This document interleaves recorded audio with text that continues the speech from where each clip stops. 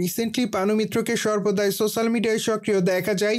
সেখানে অবশ্য এই তারকা তার প্রতিদিনের আপডেট শেয়ার করেন, কিন্তু মাঝে মাঝে লাস্যময়ী রূপে ক্যামেরার সামনে ধরা দেয়। মোরওভার এই জন্য অবশ্য সমালোচনার শিকার হয়।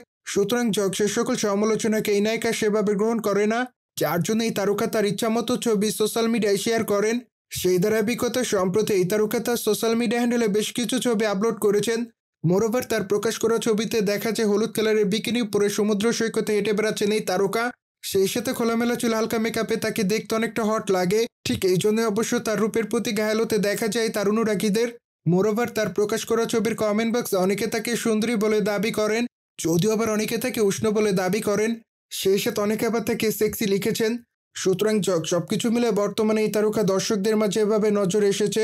পায়দই পানু মিত্র কলকাতা বাংলা চলচ্চিত্রে আলোচিত একজন নায়িকা। মোরওভার এই তারকা তার কেরিয়ারে বেশ কিছু চলচ্চিত্রে অভিনয় করেছেন। সেখানে অবশ্য তার অভিনয় তার অনুরাগীদের কাছে ভালো লেগেছে। এই জন্য অবশ্য অল্প সময় দর্শকদের মাঝে নজরে এসেছেন এই তারকা।